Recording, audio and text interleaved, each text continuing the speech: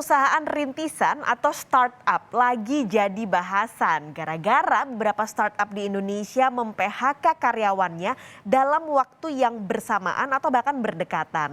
Nah, fenomena yang sedang terjadi ini disebut dengan istilah bubble burst atau ledakan gelembung. Jadi ini adalah sebuah fenomena di mana satu hal ini tumbuh dengan sangat cepat. Nilai pasarnya juga tumbuh cepat, tapi hanya dengan jentikan jari tiba-tiba hal ini juga turun dengan cepat. Ini yang terjadi di beberapa startup di Indonesia.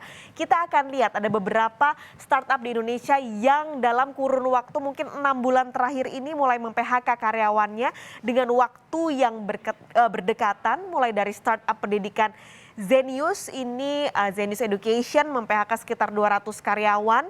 Lalu ada juga Link Aja yang melakukan reorganisasi dan akhirnya berujung pada PHK.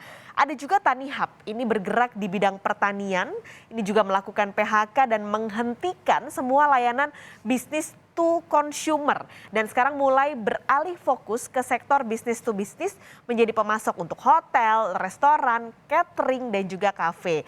Selain itu ada juga startup di bidang furniture, ini adalah Fabelio. Nah, selama pandemi penjualan Fabelio, penjualan furnitur di Fabelio ini turun drastis hingga akhirnya Fabelio harus meminta puluhan karyawannya untuk mengundurkan diri jika mau dibayar full gajinya.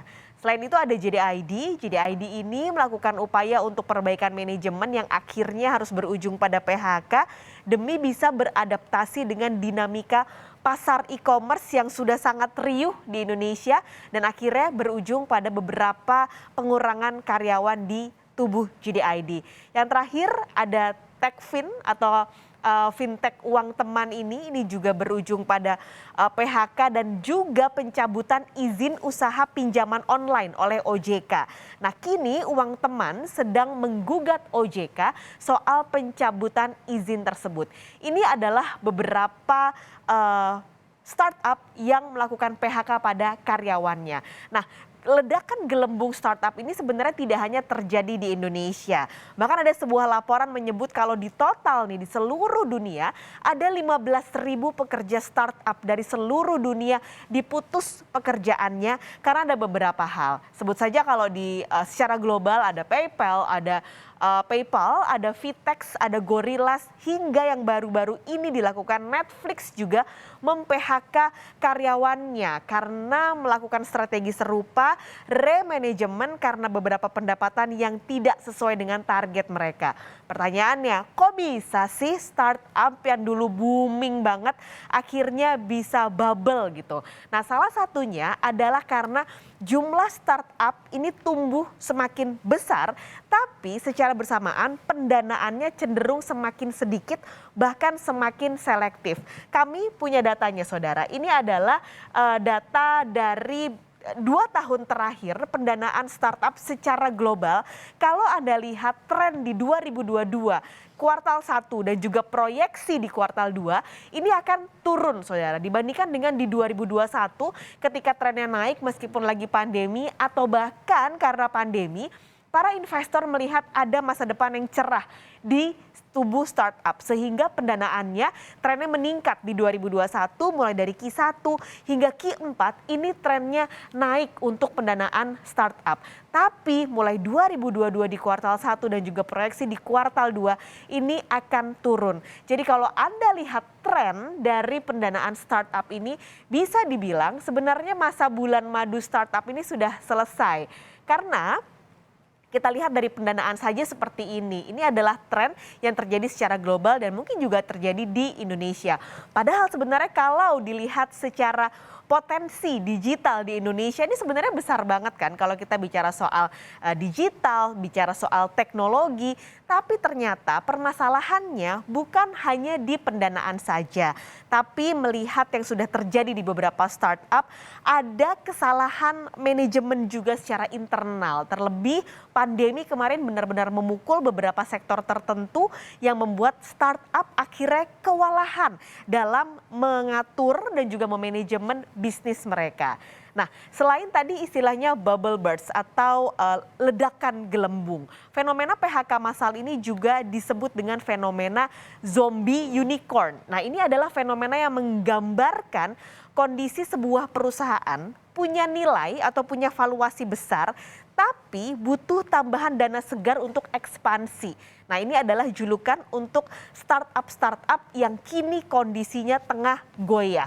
Jadi zombie unicorn ini, satu, dia kesulitan modal baru karena nggak ada investor yang mau nyuntikin dana mereka ke beberapa perusahaan startup. Lalu yang kedua, biasanya ini diiringi dengan kapitalisasi dan harga saham yang ikut turun.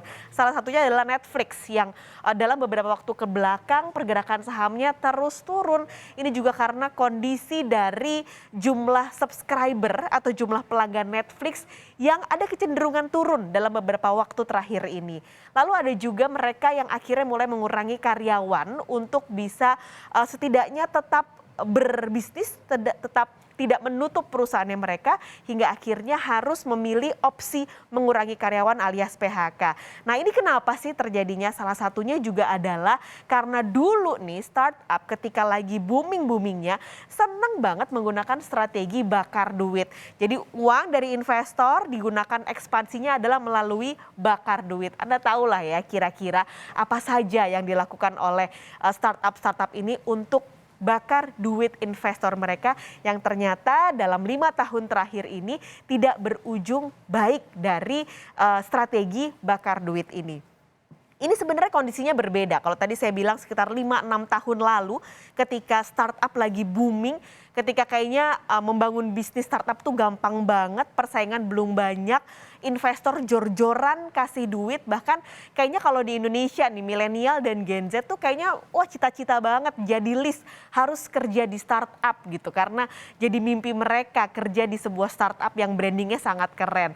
Bahkan kalau melihat angkanya, Indonesia ini masuk 5 besar negara dengan jumlah startup yang tertinggi. Anda lihat ini yang pertama diduduki oleh Amerika Serikat, lalu disusul oleh India, Inggris Raya atau United Kingdom, Kanada, dan juga Indonesia dengan total 2.346 startup. Kita juga sudah punya unicorn, kita sudah punya dekakorn. Tapi kondisi ledakan gelembung ledakan yang terjadi saat ini di startup sudah terjadi, saudara. Sudah ada zombie unicorn tadi istilah fenomenanya dan nggak bisa dihindarin hingga akhirnya harus berujung pada PHK.